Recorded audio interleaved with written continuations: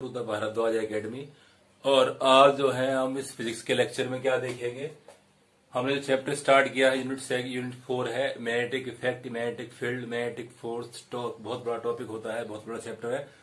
तो आज हम पढ़ेंगे मैग्नेटिक इफेक्ट ऑफ करंट का जो पहला पार्ट है मैग्नेटिक फोर्स। मैग्नेटिक फोर्स तो अगर मानो कहीं पर मैग्नेटिक बना है तो उसको पता कैसे करेंगे, मैग्नेटिक फोर्स से। तो कोई दूसरा चार्ज पार्टिकल या दूसरा मैग्नेटिक पार्टिकल यदि फोर्स फील करता है तो उसका मतलब क्या है कि वहां पे मैग्नेटिक फील्ड बना हुआ है। तो इस वीडियो में हम क्या कवर करने वाले हैं, मैग्नेटिक फोर्स क्या होता है, उसकी डायरेक्शन कैसे निकालते हैं, और अगर हमारे पास कोई चार्ज पार्टिकल किसी और के मैग्नेटिक फील्ड में एंटर करता है तो वो किस तरह का फोर्स और कितना फोर्स फील करता है। ठीक है रे, तो वो सब पढ़ने वाले हैं। तो पहले हम बात करते हैं मैग्नेटिक फोर्स की। ठीक है रे, और मैग्नेटिक फोर्स से पहले हम समझ सकते हैं कि मैग्नेटिक फील्ड जो होता है वो कब बनेगा। तो मैग्नेटिक फील्ड, तो यदि हमारे पास कोई स्ट्रेट वायर है, क्या है, स्ट्रेट वायर है, और यहां से आपकी जो करंट है इस तरह जा रही है। अब ऐसे मानिए कि आपने जो है एक कॉपी ले रखी है, ठीक है ना, ये हमारे पास क्या है कि let this is the paper. तो अगर आपने यहां पर एक इस तरह मानो एक बोर्ड बना हुआ है इस तरह, तो यहां पे आपने स्पेस को ले रखा है। ठीक है ना। अब यदि हम इस बोर्ड की बात करेंगे तो बोर्ड क्या हो जाएगा आपका, इस तरह होता है कि यहां से ये आपका एक कंडक्टिंग वायर है। अब ये जो है इसके अंदर को एंटर कर रहा है, इसके अंदर को एंटर कर रहा है। तो उसका मतलब क्या है कि ये कंडीशन कुछ इस तरह है, तो करंट का हो रही है इसके अंदर को जा रही है। ठीक है ना। अब अगर मानो ये ऐसे होता, ठीक है ना, तो इसका मतलब क्या है कि डायरेक्शन कहां होती है इसकी, इस तरह होती। तो यहां पे क्या होता है, जो कॉन्सेप्ट होता है into the plane of paper और out to the plane of paper. जो मैग्नेटिक फील्ड बनता है into the plane of paper और out to the magnetic plane of paper. दूसरा हमें देखना होता है कि आप जो है व्यू कहां से कर रहे हैं, देख कहां से रहे हैं। अब मानो अगर आपके पास ये पॉइंट है पी, ये पॉइंट क्या है, इस तरह है। ठीक है ना। तो जो इसके लिए मैग्नेटिक फील्ड बनेगा आपको याद रखना है कि ये कहां बनेगा। अगर हम बात करेंगे into the plane of paper, into the plane of paper, तो उसको हम जो है डिनोट कैसे करते हैं, इस तरह क्रॉस बना के डिनोट करते हैं। अगर कहीं पे क्रॉस मैग्नेटिक फील्ड बना हुआ है, इसका मतलब जो उसका मैग्नेटिक फील्ड है that's into the plane of paper. ठीक है। आपको याद है कि इसमें थंब लो लगता है कि अगर आप जो है इस तरह जो है आप उसको बनाते हैं, तो आपने इस तरह बनाया तो जो आपकी डायरेक्शन है वो कहा जाए नीचे जा रही है। तो उसका मतलब क्या है कि जो फिंगर जो है आपकी जो फिंगर्स है वो क्या बताती है मैग्नेटिक फील्ड को। अगर ये करंट है और ये क्या आपका मैग्नेटिक फील्ड है, तो फिंगर कहाँ को एंटर कर रही है, मैग्नेटिक फील्ड में। अगर ये ऐसे होता तो फिंगर जो आपकी बाहर को खुलती। ठीक है। तो सिंपल अगर यहां बना हुआ है इस तरह और एक बनाती है डॉट, तो डॉट का मतलब क्या है कि जो मैग्नेटिक फील्ड है वो आपकी तरफ को आ रहा है या out to the plane, out to the plane. तो ये क्या डॉट अगर कहीं भी बना हुआ है मैग्नेटिक फील्ड इस तरह बना हुआ है, तो इसका मतलब क्या है कि जो मैग्नेटिक फील्ड है वो इस प्लेन के अंदर को जा रहा है। जो करंट कैरिंग वायर है कुछ इस तरह होगा। ठीक है। आपको पता है कि जो आपने पढ़ा था हमारे पास के एक्सपेरिमेंट करा था स्टड्स का, अगर ये हमारे पास कोई कंडक्टिंग वायर है तो जो इसका मैग्नेटिक फील्ड है इसके चारों तरफ बनता है। कहां बनेगा, इसके चारों तरफ बनता है। अगर आप इस पॉइंट पे निकालेंगे मैग्नेटिक फील्ड 0 है, अगर आप यहाँ पे निकालेंगे तो मैग्नेटिक फील्ड क्या बनेगा, इसके राउंड अबाउट। ठीक है ना। तो 90 डिग्री पर, 90 डिग्री पर। तो यहाँ पे एंगल भी डिपेंड करता है। तो सिंपल हम समझ सकते हैं कि हमारे पास मैग्नेटिक फील्ड बना हुआ है किसी में, और आपने जो है वहां पे फोर्स फील करना है। क्या फील करना है, वहां पे फोर्स फील करना है। अब देखो थोड़ा सा हमारे पास कंफ्यूज करता है कि मैग्नेटिक फील्ड कैसा होता है। तो आपको याद रखना है कि हमारे पास यदि एक सिंगल क्लोज लूप है और करंट जो है इस लूप में क्या है, कैसे घूम रही है, क्लॉकवाइज घूम रही है, इस तरह घूम रही है। सब क्लॉक घूमती है इस तरह, सिंपल सी बात है। तो करंट मानो इस तरह घूम रही है, तो जो मैग्नेटिक फील्ड बनेगा वो कैसा बनेगा, cross, means into the plane of paper, into the plane of paper. और यदि हमारे पास करंट कैसी घूम रही है, एंटी क्लॉकवाइज, घड़ी की उल्टी घूम रही है, तो उसका मतलब क्या है कि जो मैग्नेटिक फील्ड है वो क्या बनेगा, out to the plane of paper, means हमारी तरफ बनता है। अब यदि हम आई के हिसाब से देखते हैं, हमारे पास ये करंट है एंटी क्लॉकवाइज, ठीक है ना, और हम इसको देख रहे हैं यहां से, तो ये क्या होगा, हमारी की तरफ को आएगा, ये क्या होगा, हमारी तरफ को आएगा। और यदि हमारे पास क्या है कि हमारे पास जो करंट है वो कैसी है, क्लॉकवाइज है, वो कैसी है, क्लॉकवाइज है, तो हमसे क्या होता है, दूर जाता है। तो एंटी क्लॉकवाइज मतलब इस तरह आता है, तो ये कहां जाएगा, हमारी तरफ को आएगा। ठीक है नहीं, out to the plane of paper या आउट टू द ऑब्जर्वर या टुवर्ड द ऑब्जर्वर। और यदि मानो ये कैसा हमारे पास क्लॉकवाइज है तो ये कहाँ जाएगा, हमसे दूर। मीन्स क्या कह सकते हैं कि ये कहाँ पर है, आपके पास दूर जा रहा है। कहाँ पे जा रहा है, दूर जा रहा है। तो ये क्या डिपेंड कर रहा है आपके पास क्लॉकवाइज, और ये कर रहा है हमारे पास एंटी क्लॉकवाइज। तो याद रखना है कि हमारे पास यदि क्लॉकवाइज है तो क्या बनेगा यहाँ पे क्रॉस, और अगर हमारे पास एंटी क्लॉकवाइज है तो क्या बनेगा, डॉट। क्या बनता है, डॉट। इसका देखो बहुत बड़ा यूज होता है अगर हम मैग्नेटिक फील्ड एक्सपीरियंस कर रहे हैं। ओके स्टूडेंट, अब हम समझ सकते हैं कि मैग्नेटिक फोर्स कैसे बनता है। तो अगर हमारे पास कोई infinite current carrying conducting wire है और ये क्या है हमारे इस तरह मूव कर रहा, तो करंट कहा जा रहा है into the plane of paper. तो मैग्नेटिक फील्ड कैसे बनेगा इसका, into the plane of paper means cross बनता है।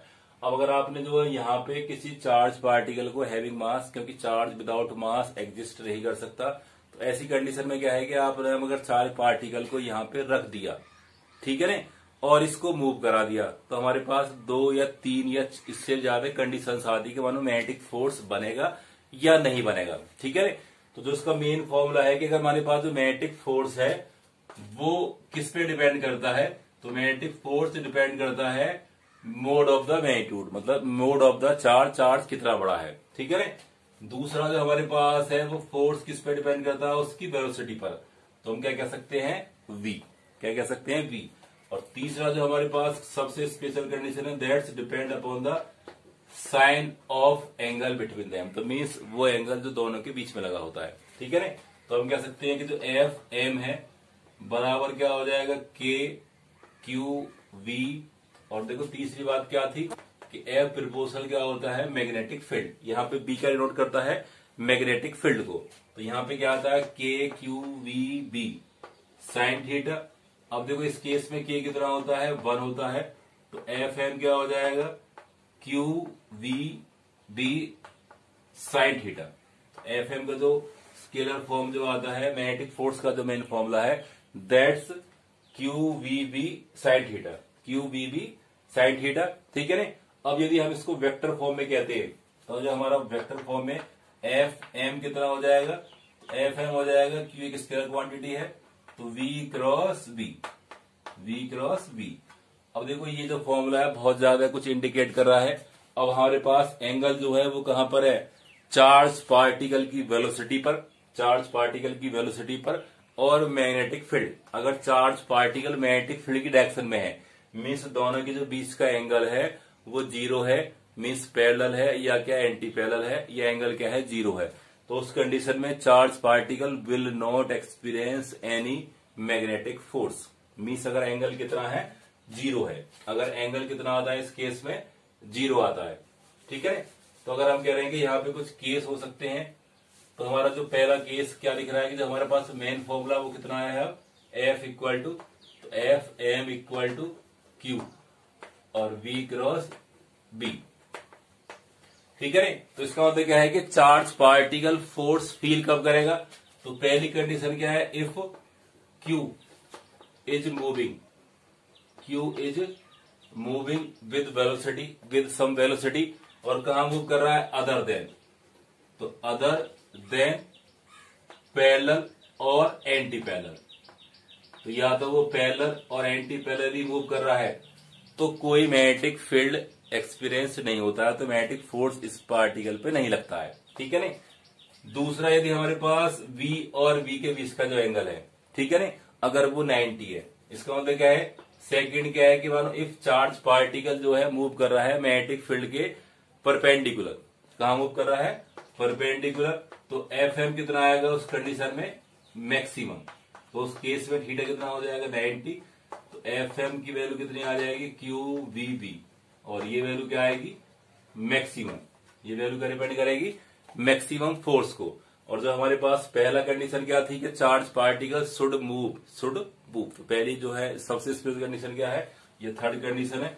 अगर एट स्टैटिक कंडीशन है, एट रेस्ट, अगर आपने चार्ज पार्टिकल को बहुत जरा से छोड़ दिया, इस तरह छोड़ दिया, तो इसका मतलब क्या है कि no force will be experience. अगर इस टर्म्स में क्या हो जाए, v क्या हो जाए, 0 हो जाए, तो इसका मतलब क्या है, v क्या हो जाए, 0। यह कह सकते हैं कि जो उसकी इनिशियल वेलोसिटी है, यह हम इसको बोल सकते हैं कि अगर u क्या है, 0 है। अगर चार्ज पार्टिकल के बाद इनिशियल वेलोसिटी नहीं होती है तो उसका मतलब मैग्नेटिक फोर्स क्या आएगा, 0। मीन चार्ज पार्टिकल आपने जी छोड़ दिया है तो it will experience no magnetic force. ठीक है, तो 3 कंडीशन आपको दिख रही है कि चार्ज पार्टिकल रेस्ट में है तो कोई फोर्स नहीं, अगर चार्ज पार्टिकल मैग्नेटिक फील्ड के साथ कहा मूव कर रहा है 90 डिग्री पर तो फोर्स एक्सपीरियंस करेगा, मैक्सिमम करता है। और यदि चार्ज पार्टिकल मूव कर रहा है पैरेलल, और अब देखिए हम कह सकते हैं कि मानो अगर चार्ज पार्टिकल जो है मैग्नेटिक फोर्स या मैग्नेटिक फील्ड के कहां पर है, परपेंडिकुलर है, तो उस कंडीशन में वर्क की कंडीशन क्या होगी।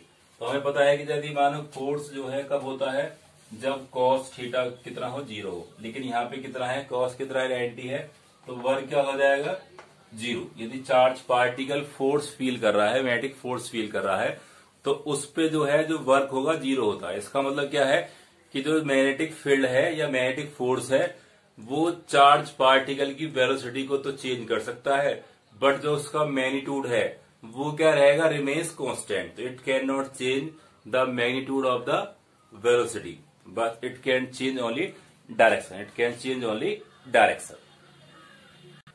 अब देखिए हम बात करते हैं डायरेक्शन ऑफ मैग्नेटिक फोर्स की। तो जो इसका डायरेक्शन होता है that's are given by Fleming left hand rule. आप सभी को पता है जहां पर इंड्यूस करंट बनती है मीन्स जनरेटर में, वहां पे क्या होता है, फ्लेमिंग राइट हैंड रूल चलता है। और जहां पर मैग्नेटिक फोर्स की बात करेंगे या मोटर में था तो वहां पे क्या होता है, फ्लेमिंग लेफ्ट हैंड रूल। अब इसका मतलब क्या है कि यदि आप लेफ्ट हैंड को, ठीक है, अब अगर हम कह रहे हैं कि ये जो मेरा है लेफ्ट हैंड है तो दिस इज लेफ्ट हैंड, अगर आप इसको खोलते हैं इस तरह, तो आप इसको इस तरह खोलेंगे कि जो आपका अंगूठा है वो कहाँ हो, बोर्ड के साथ हो, और जो आपका ये है तो दोनों चीज कहाँ पर है, आपके बोर्ड के प्लेन में है। तो एक्स और वाई मान सकते हैं। जो आपकी ये मिड फिंगर है या क्या है, सेंट्रल फिंगर है, ये कहाँ पर है, या तो आपकी तरफ को आ रही है या क्या होगी, into the plane of paper. तो इस तरह खोलते हैं इसको। अगर हम कह रहे हैं कि जो हमारे पास करंट है वो करंट कहाँ, अगर हम कह रहे हैं कि इसके हिसाब से अगर करंट मेरी तरफ को आ रही है, ठीक है ना, तो जो हमारा मैग्नेटिक फील्ड है वो कहाँ बनेगा, यहाँ बनेगा आपके 4 फिंगर में, और मैग्नेटिक फोर्स कहाँ बनेगा, इस थंब में। कहाँ बनेगा, इस थंब में, ठीक है ना। अगर हम बात करते हैं कि डायरेक्शन को चेंज कर दें, तो अगर हम बात देखो इस कंडीशन में हम क्या कर रहे हैं कि मोशन ऑफ चार्ज पार्टिकल क्या है, प्लस है। अगर चार्ज पार्टिकल क्या है, पॉजिटिव मूव कर रहा है इस तरह, तो उसका मतलब क्या बनेगा, वो करंट शो करेगा उसी डायरेक्शन में जहां पर मोशन है, वहीं पे क्या होती है, करंट होती है। अगर नेगेटिव चार्ज पार्टिकल मूव कर रहा है तो जो करंट बनेगी वो कहां बनेगी, अपोजिट चार्ज पार्टिकल में। मीन्स अगर प्रोटॉन्स मूव कर रहा है तो डायरेक्शन आपकी सेम आती है, अगर इलेक्ट्रॉन्स मूव करता है तो डायरेक्शन क्या आएगी, इसकी रिवर्स मूव करती है, ठीक है ना। इसको हम ड्राइव करेंगे कि मान लो चार्ज पार्टिकल मूव करेगा मैग्नेटिक फोर्स में, बट हम फिलहाल क्या बात कर रहे हैं कि यहाँ पर जो मैग्नेटिक फील्ड की डायरेक्शन आ रही है that's Fleming right hand rule, ठीक है ना। अगर हम कह रहे हैं कि जो आपकी करंट जो उंगली है वो कहा हो जाए, into the plane of paper, means इस बोर्ड के अंदर को हो जाए, ठीक है ना। तो अब देखो आपका जो अंगूठा है जस्ट उल्टा हो गया। अगर आपका जो आपका पेपर है, करंट है that's into the plane of paper. अब कंडीशन में क्या, जो आपका फोर्स है अब वो इस तरह होता है। देखो जहां भी आपका अंगूठा मूव कर सकता है वो क्या होती है, फोर्स की कंडीशन। अब देखो यहाँ पर कंडीशन ये है तो यहाँ पे फोर्स क्या बनेगा, इस तरह, ठीक है ना। अगर यहाँ बनेंगे तो फोर्स कहाँ बनेगा, इस तरह। तो जहां भी आपके जो आपका जो थंब है उसका जो मूवमेंट है वो कहाँ हो सकता है, वो डिपेंड करता है उसके फोर्स को। क्या डिपेंड करेगा, उसके फोर्स को, ठीक है ना। डायग्राम थोड़ा अच्छा रही है, मेरी ड्राइंग थोड़ी अच्छी नहीं है क्योंकि मेरे पास बायो अच्छी नहीं है, बट आप अच्छा बना सकते हैं। बट डायग्राम का जो मेन मॉडल है वो यही होगा कि ये क्या आपका थंब है और ये क्या आपकी 4 फिंगर है और ये क्या है हमारा सेंट्रल फिंगर, या बोलते हैं इसको मिड फिंगर, ठीक है ना। या इसको रिंग फिंगर भी कह सकते हैं। ये हमारे क्या होता है, रिंग फिंगर्स, ठीक है ना। बट ये क्या डिपेंड कर रहा है, आपके मैग्नेटिक फोर्स की डायरेक्शन को। तो इस तरह हम क्या निकालते हैं, जहां भी आपको डायरेक्शन निकालना है तो वहीं पे आप क्या करते हैं, उंगली को कहाँ रखेंगे, करंट के साथ साथ। मगर आपके पास करंट एस जा रही है तो उंगली कहाँ रखेंगे, ऐसे, तो फोर्स कहाँ बनेगा, इस तरह। अगर करंट एस जा रही है तो उंगली कहाँ जाएगा, इस तरह। तो जो आपका अंगूठा है वो डायरेक्शन को रिवर्स कर लेता है और उससे क्या है कि हमारे पास मैग्नेटिक फील्ड की डायरेक्शन आती है। क्या आती है,